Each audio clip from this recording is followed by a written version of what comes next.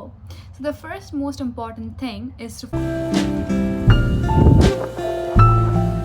everyone, welcome back to my channel. If you're new to my channel, then I am Tarusha and I make videos about life in Canada, and in today's video I'll be talking about 5 most important things that you need to do when you come to Canada. So you've got your visa, you've packed your bags, and you've reached Canada. Welcome to Canada! But now, where do you go? So the first most important thing is to find a temporary accommodation. There are 2 options to find a temporary accommodation. First is to stay with your friends or family who live in and around the city you're coming to. For me, I was very lucky to have a family friend, a sister, Sebika Didi, who hosted me. But if you do not have any friends or relatives, then don't worry, you have the second option. The second option would be Airbnb or hotel. Now, different universities do have ties with different hotels who provide discounted rate. For example, my university, University of Windsor, has ties with different hotels around Windsor that provides discounted rate to the students. If your university or college does not have ties with any hotels, then you can also book an Airbnb.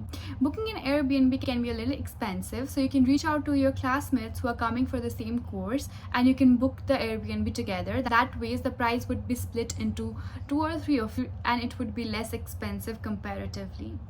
After you're done with the temporary accommodation, the second most important thing that you need to do is get a SIM card. In order to choose a perfect service provider, you can ask in a Facebook group or in WhatsApp group to the people who live in the city that you are in, because the choice of service provider should depend on your need and the area coverage that the service provider has in your area.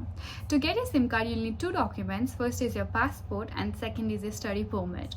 With these documents, you can go to the nearest service provider and you can get a SIM card. Once you have a SIM card, you have access to internet and you have access to Google Map. And with the help of Google Map, you can go anywhere. You can go to look for your permanent accommodation or drop resumes for your job or anything. It will even help you to stay connected to your family back home. Now that you're done with temporary accommodation and your SIM card, the third most important thing to do is open a bank account. In order to open a bank account, you need to first take appointment with a bank of your choice.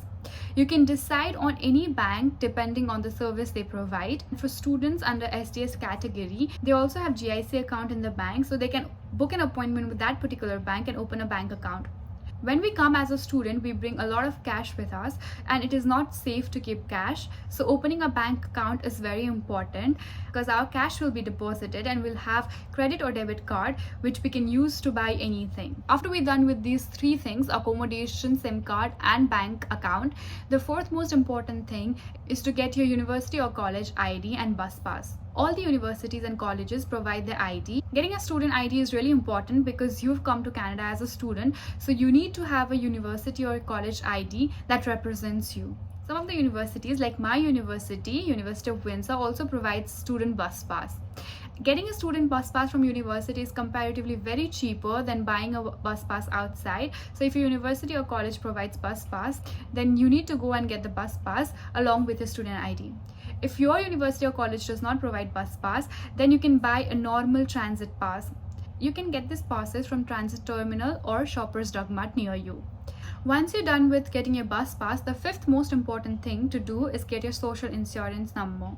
In order to get hired or get a job, you need to provide a social insurance number to your employer. 9-digit social insurance number is needed when you are hired or when you're filing for taxes or when you claim for any government benefits. You can get your social insurance number in the nearest Service Canada Centre, and the documents that you need to get your social insurance number are your ID proof, which is your passport and your student visa. Protecting the social insurance number is your own responsibility, so you should be very mindful of whom you give the social insurance number to. So that's all from my side today, guys. Once again, if you have any question, feel free to reach out to me, and I hope that this video has helped you.